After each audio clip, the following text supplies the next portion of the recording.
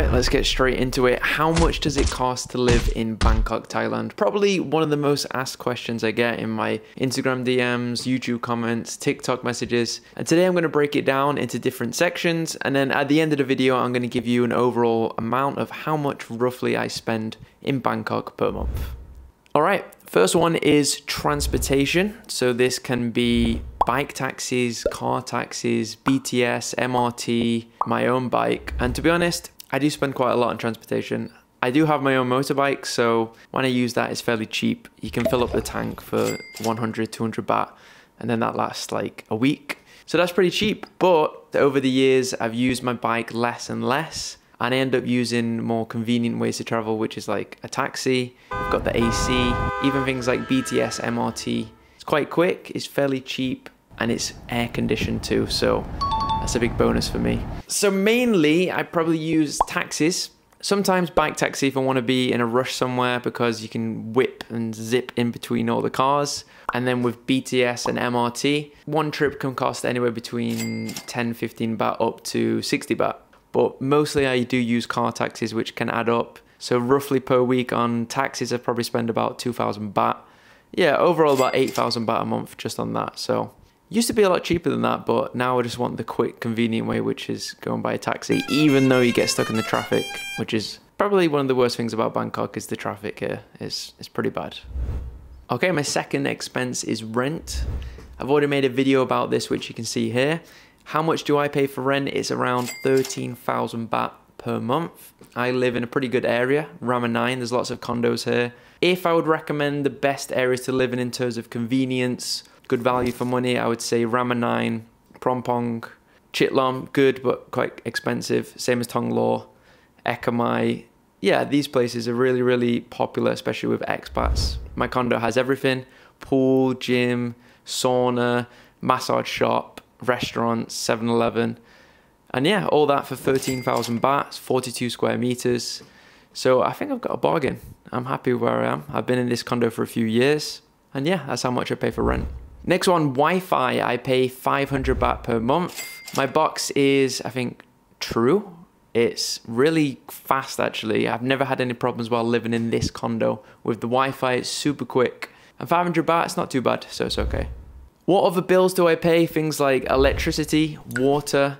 Electricity on average, about 1,500 baht per month. It depends on the time of year. So hotter months like April, May, March, I'm going to pay a lot more for electricity. Probably more between the 1,600 to 1,900 baht range.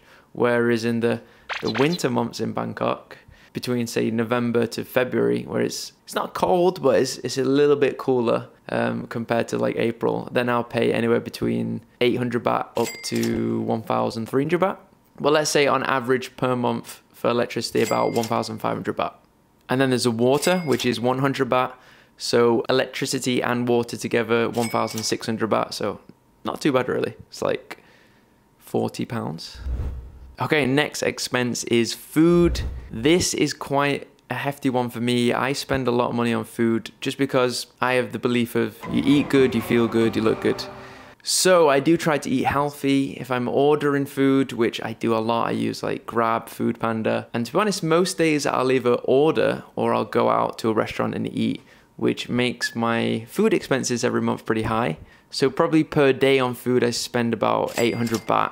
Obviously, if I'm going out to a restaurant, it could even be more than that or less, depending on the place. For my job, obviously, I'm a content creator, so I work with a lot of restaurants. And if I work with them, then I get free food, which is great. Everyone loves free food, right? But overall, probably a month I spend about, let's say, around 24,000 baht just on food. That includes groceries, snacks, smoothies, fruits, breakfast, lunch, dinner, even though I don't eat breakfast, I only eat 2 meals a day. Yeah, so about 24K a month on food.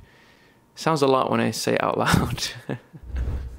All right, next expense would be meeting friends, doing activities, going on dates. For those three things, I would probably say it's around about 1,500 baht per month. That could include going to a restaurant, going for a nice date, doing an activity, whether it's a class or something fun. So let's say that expense would be about 6,000 baht per month. Obviously it changes, sometimes it's more, sometimes it's less, but let's say around 6K for that. Shopping, that's the next one.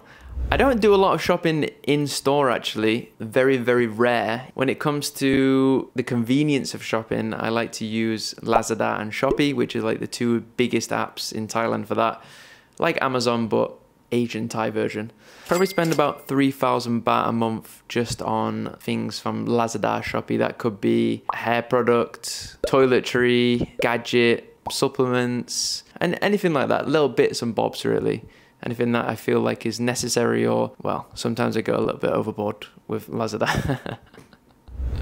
Okay, next expense is nightlife. I used to be quite a party boy actually when I first moved to Thailand. Not so much anymore, so I probably only go out like once a month, if that. That's about 2,000 baht a night. Could be less than that, or more if it's a really, really big night, but normally about 2,000 or less. And yeah, I say in terms of nightlife in Bangkok, it's absolutely incredible. You've got places like Thonglor, Sukhumvit 11, Khao San, you've got the Sky Bars with this incredible ambience, good music, especially in a place like Octave. It's really, really nice. Tichuca, Above 11. So in terms of nightlife, when Bangkok is probably one of the best places in the world for me. And I only spend about 2,000 baht a month. It's not a lot, is it really? Next expense is one of my favorites. It's travel. So this one can vary quite a lot. Like I just got back from India. On that trip alone, probably spent about 30 to 40,000 baht, maybe less. Includes flights, hotels, activity. But in terms of travel monthly, obviously I'm not going to India or going to another country every single month. Sometimes it's just traveling inside of Thailand, whether that's going to the beach, mountain, or another city in Thailand. So if I'm traveling in Thailand, it's going to be a lot cheaper, anywhere between, you know, a few thousand baht per month up to 10 or 20, depending if it's a big trip in Thailand or if it's going international abroad. Yeah, let's say about 10,000 baht per month on travel. And that way that covers flights, hotels, food, activities, things like that. Next one is a SIM card. So I'm with AIS, which is for me one of the best. You've also got True and DTAC. And I'd probably put it in that order in terms of how reliable and quick it is. For me, AIS is the best. Does me no wrong. Always a good service. It's quite cheap and affordable. I pay like just under 500 baht per month. And that's like unlimited, fast Wi-Fi. So yeah. Okay, next expense is haircut. I go to a guy called Leo. His nickname is Fiji Cuts. Best barber in Bangkok, around Prompong, Asok area. Coming from England to Thailand, I was worried, can I find a place where I can get a good haircut? It took me a few years to find Leo. And then once I found him, I thought, okay, I'm sticking with this guy. He's really, really good.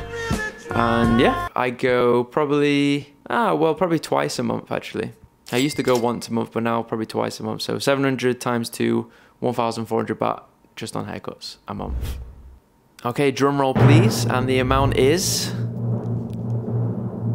74,000 baht roughly per month. That's how much I spend on average. Obviously it can fluctuate, it can go up, it can go down depending on what's happening, because for my job I'm a content creator, so I'm always doing different stuff. I'm going to different locations, whether it's in Bangkok or outside of Bangkok or even outside of Thailand. But 74,000 baht, I would say it's quite reasonable. It's roughly $2,000, which is about 1,600 pounds. And when I first came to Thailand, I did spend a little bit less than that, to be honest. It was more in the range of 40 to 50,000 baht I was spending per month.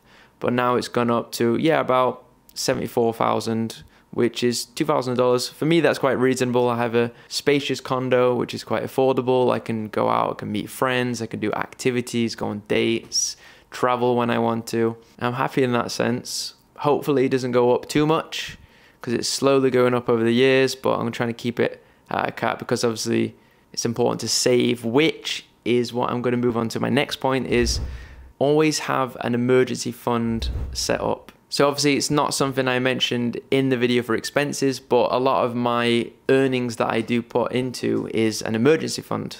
And every month I'll add towards that. So that's my savings. And also there's visas as well. Normally you can pay that for the year or every couple of months. I didn't include that in the expenses because it's not really a monthly recurring payment, but that's also something to consider as well.